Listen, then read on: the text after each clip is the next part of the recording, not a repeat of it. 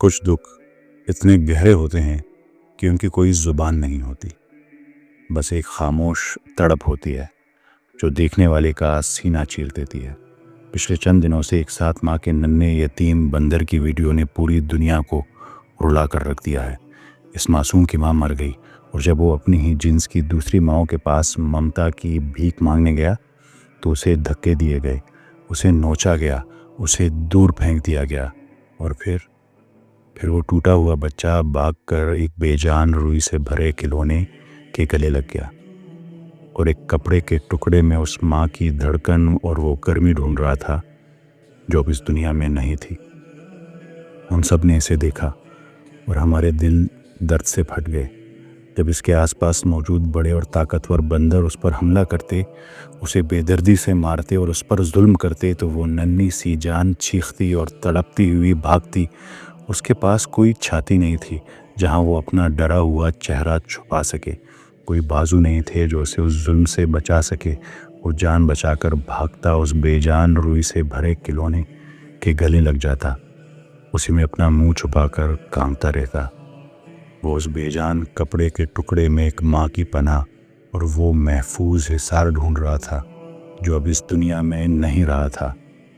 اسے مار پڑتی رہی اور وہ ایک کھلونے سے لپٹ کر روتا رہا۔ ہم سب نے اسے دیکھا اور ہمارے دل درد سے پھٹ گئے۔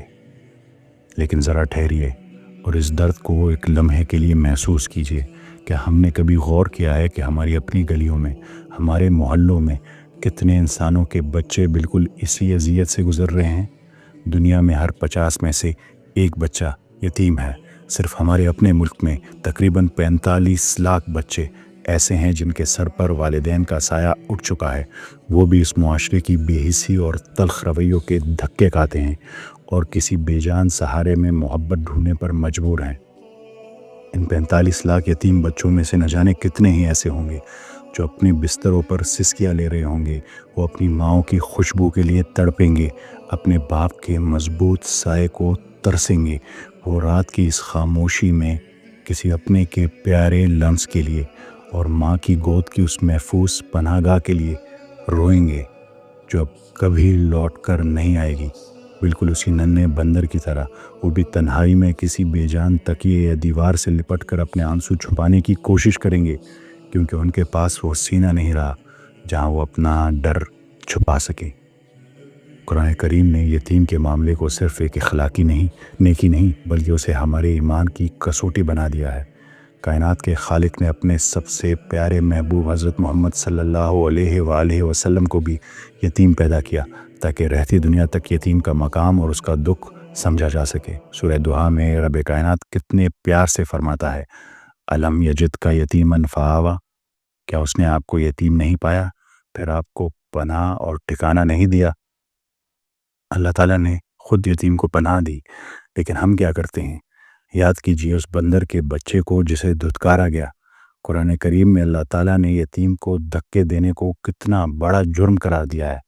سورہ معون میں اللہ تعالیٰ فرماتے ہیں، ارأیت الذی یکذب بالدین فذلک الذی یدع الیتیم، کیا تم نے اسے دیکھا جو دین کو جھٹلاتا ہے؟ یہی تو ہے جو یتیم کو دھکے دیتا ہے۔